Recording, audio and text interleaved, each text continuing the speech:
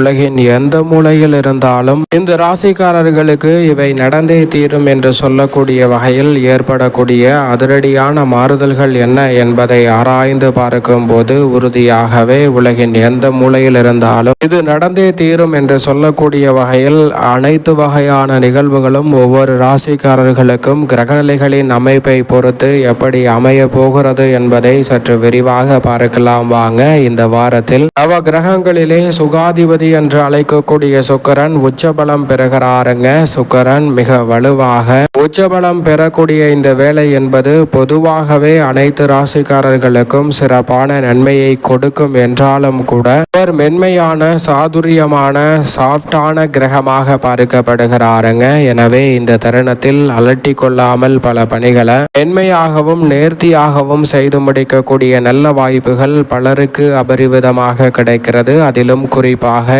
இந்த ராசிக்காரர்களுக்கு சிறப்பான வாய்ப்புகள் உண்டு. சுக்கிரன் துலாம் ராசிக்கும் ரிஷப ராசிக்கும் அதிபதியாக பார்க்கப்படுகிறார். அவர் உச்சபலம் பெறுவதால் இந்த இரண்டு ராசிக்காரர்களுக்குமே சிறப்பான நன்மைகள் நிச்சயமாக வலுவாக கிடைக்க இருக்கிறது. அதோடு மட்டுமல்லாது மிக வலுவாக அவரது சஞ்சார அமைப்பின்படி பார்க்கும் போது தனஸ்தானத்தில் மகர ராசிக்காரர்களுக்கு இருப்பதால் பண வரவு அதிகரிக்கும். அதே போன்று சுகஸ்தானத்தில் விருச்சக ராசிக்கு என்பதால் சுப நிகழ்வுகள் கைகூடும். பூர்வ புண்ணிய ஸ்தானத்தில் தனுசு ராசிக்கு என்பதால் இந்த தருணத்தில் நிச்சயமாக பல சுப நிகழ்வுகளை உறுதியாகவே தனுசு ராசிக்காரர்கள் இல்லத்தில் சந்திக்க முடியும். அதோடு மட்டுமல்லாது சப்தமத்தில் கன்னிராசிக்காரர்களுக்கு என்பதால் பல நல்ல வாய்ப்புகள் உண்டு. 9ஆம் இடமான பாக்கியஸ்தானத்தில் கடகராசிக்காரர்களுக்கு சனியுடன் இணைந்து வலம் பெற போகிறாருங்க. இந்த வாரத்தில் முழுமையாக சனி பகவானும் அஷ்டம சனியை நிவர்த்தி செய்வதால் முதன்மையான யோகம் உலகின் எந்த மூலையில் இருந்தாலும் கடகராசிக்காரர்களுக்கு சற்று அதீதமாகவே கிடைக்கிறது என்பதுதான் யதார்த்தமான உண்மை.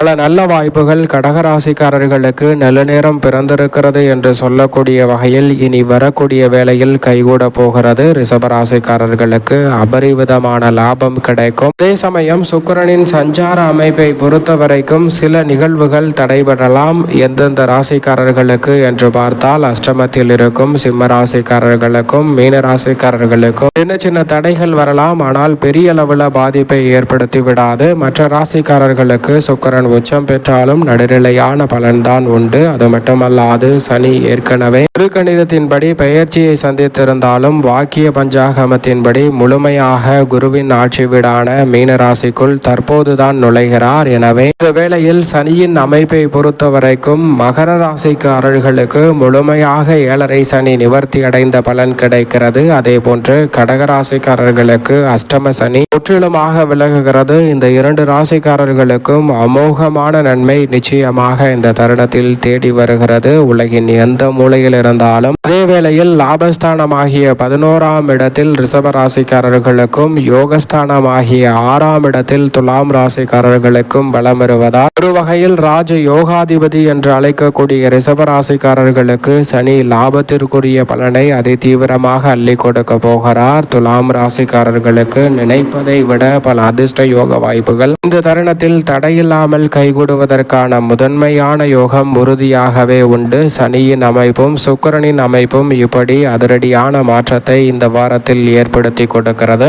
அதே சமயம் 7.5 சனி மேசராசிக்காரர்களுக்கு துவங்குகிறது. மீன ராசிக்காரர்களுக்கு ஜென்ம சனியாகவும் சிம்ம ராசிக்காரர்களுக்கு அஷ்டம சனியாகவும் இருக்கிறது. இவர்கள் சற்று கவனத்துடன் இருக்க வேண்டும். கும்பராசிக்காரர்களும் நிதானத்துடன் முதலீடு செய்வது நல்லதாக பார்க்கப்படுகிறது.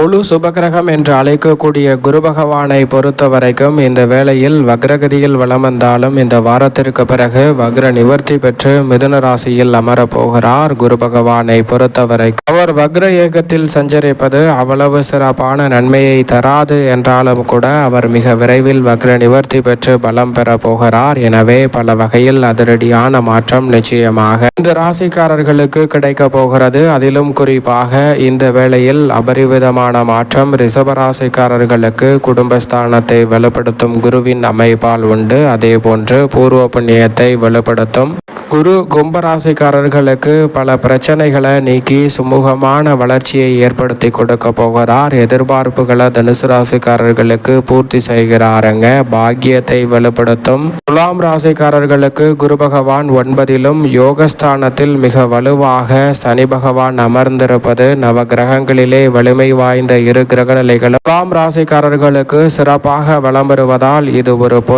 பொற்காலம் என்று சொல்லக்கூடிய வகையில் அற்புதமாக அமையக்கூடிய சந்தர்ப்பம் துலாம் ராசிக்காரர்களுக்கு உறுதியாகவே உண்டு. அதோடு மட்டுமல்லாது வலிமை வாய்ந்த இரு கிரக நிலைகளும் அமோகமான நன்மையை அள்ளி கொடுக்கும் அமைப்பில் இருப்பதால் துலாம் ராசிக்காரர்களுக்கு அதிர்ஷ்ட யோகம் நிறைந்த ஒரு காலகட்டமாக உறுதியாகவே பார்க்கப்படுகிறது. அதோடு மட்டுமல்லாது சிம்மராசிக்காரர்களுக்கு அஷ்டம சனியின் ஆதிக்கம் அதிதீவிரமாக துவங்கக்கூடிய வேளையில் குரு பகவான் லாபத்தில் பலம் பெறுவதால் பல சிக்கல்கள் நிச்சயமாக கட்டுக்குள் வரும். எனவே நிறைந்த நன்மையும் முன்னேற்றமும் இந்த தருணத்தில் குரு பகவான் சனிக்கு நேரெதிராக நிற்கக்கூடிய இந்த வேளையில் நிச்சயம் சிம்மராசிக்காரர்களுக்கு உண்டு. அதோடு மட்டுமல்லாது இந்த வேளையில் குரு பகவான் கடகராசிக்காரர்களுக்கு வக்ரம் பெற்றிருப்பதால் வக்ர நிவர்த்தி பெறப்போவதால் நல்ல சுப விரயங்களை நிறைவாக ஏற்படுத்தி கொடுக்க போகிறாருங்க. சரியாக பயன்படுத்தி கொள்ளுங்கள். மற்ற ராசிக்காரர்களுக்கு நடுநிலையான பலன் குருவின் அமைப்பால் உண்டு. அதோடு மட்டுமல்லாது நிழல் கிரகமான ராகு கேதுவை பொறுத்த வரைக்கும் ராகு மிக வலுவாக இந்த வேளையில் கும்பராசியில் தனது சொந்த நட்சத்திரமான சதய நட்சத்திரத்தில் பலம் பொருந்திய அமைப்பில் வலம் வருவதால் உறுதியாகவே 3, 6, 11 ஆகிய இடங்களின் முறையை பார்க்கும் போது இந்த தருணத்தில் தனுசு ராசி மற்றும்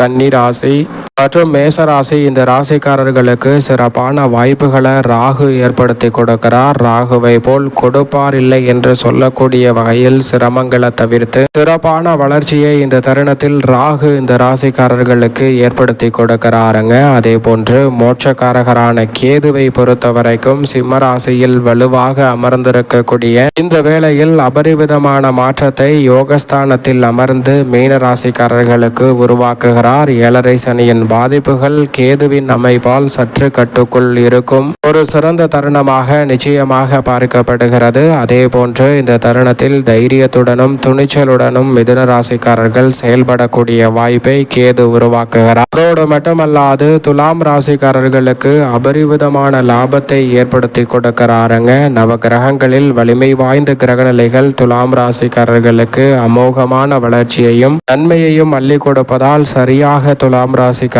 பயன்படுத்தி கொள்ளுங்கள். செவ்வாயை பொறுத்த வரைக்கும் இந்த வேளையில் மிகவும் வலுவாக நினைப்பதை விட அதிரடியான மாற்றத்தை ஏற்படுத்தி கொடுக்கக்கூடிய அமைப்பில் ராகுவுடன் இணைந்து வலம் வருகிறாருங்க. எனவே 3, 6 மற்றும் 11 ஆகிய இடங்களில் இருக்கக்கூடிய ராசிக்காரர்களுக்கு அதாவது தனுசு ராசி மற்றும் கன்னி ராசி மற்றும் மேச ராசி இந்த 3 ராசிக்காரர்களுக்கு புதிய அசையும் அசையா சொத்துக்கள் வாங்கக்கூடிய முயற்சியில் உறுதியாகவே நல்ல வெற்றி வாய்ப்பு நிச்சயம் உண்டு. குரு மங்கள யோகத்தின் காரணமாக பல நல்ல சுப நிகழ்வுகள் நிச்சயமாக கைகூடும். புதன் வக்ர நிவர்த்தி பெறுவதால் கன்னி ராசிக்காரர்களுக்கும் மிதுன ராசிக்காரர்களுக்கும் மனக்குழப்பம் நீங்கி தெளிவு பெறும். பல ராசிக்காரர்களுக்கு இந்த தருணத்தில் உணர்ச்சி வசத்திற்கு இடம் கொடாமல் புதன் வக்ர நிவர்த்தி பெறுவதால் மாற்றி கொடுக்க போகிறார். சனியின் ஆட்சி வீட்டு முழுமையாக இந்த வாரத்தில் சூரியன் வலம் வருகிறார். உஷ்ண சம்பந்தப்பட்ட பிரச்சனைகள் அதிகரிப்பதற்கான சூழல் உண்டு. எனவே கவனத்துடன் உடல் நலத்தில் இருப்பது நல்லது. சந்திரன் பல இடங்களில் மாறி மாறி வலம் வருகிறார். எனவே